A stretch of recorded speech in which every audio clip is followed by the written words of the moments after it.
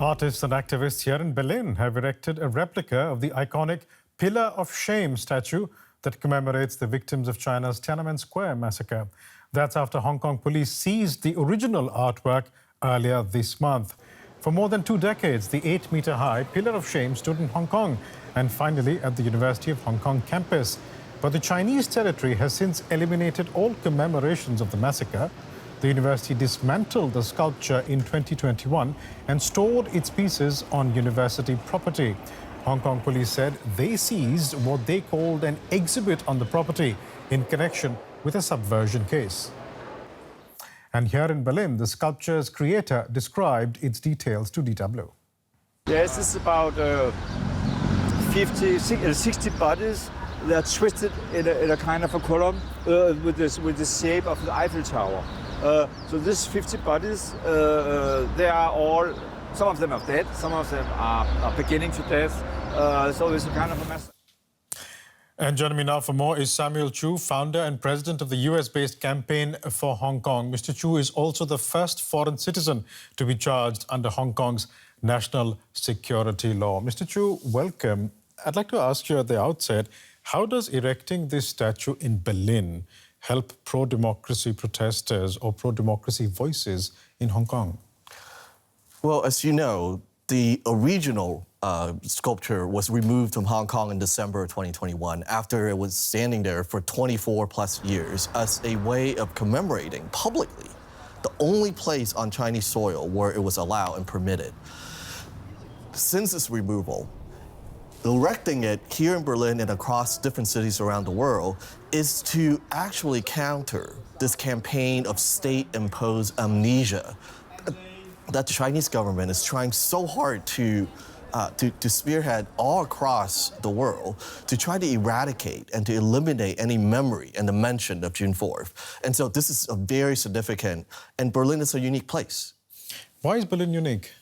Well, the statue right now is actually just a few feet from pieces of remnant from the Berlin Wall that once divided this country. It's only a few kilometers away from the memorial for the Holocaust and those who died during the World War II. And I think that part of the significance is that Hong Kong now represents the same kind of touch point where there's this battle and this competition between authoritarian regimes and a democratic global alliance. And Hong Kong is one of those places that I think Berlin used to be.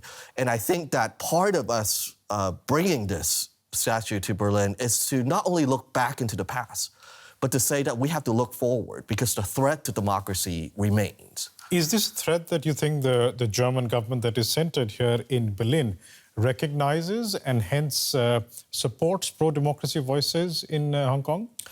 I think it's increasingly so, in particular after the invasion by Russia to Ukraine a little over a year ago.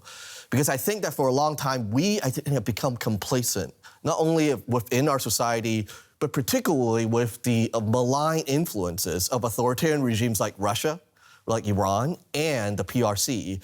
And I think that we're seeing now much more awareness. Last year, when there was a debate about the sales of the terminal in the Hamburg port, I would argue that even a couple years ago, that would not have made the news.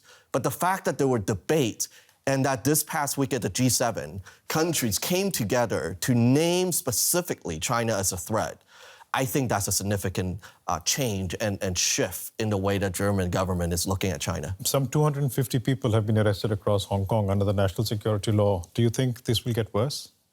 I think that what has happened in Hong Kong has happened very swiftly and has happened in a very systematic way. Right. And I think that you will see more and more crackdown.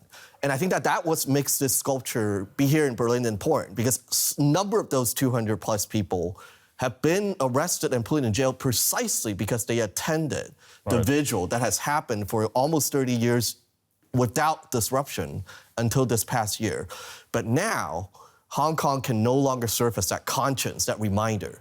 And so it's up to the rest of the world to serve in that role now. We'll have to leave it there, but thank you so much for coming in. Samuel Chu from the Campaign for Hong Kong.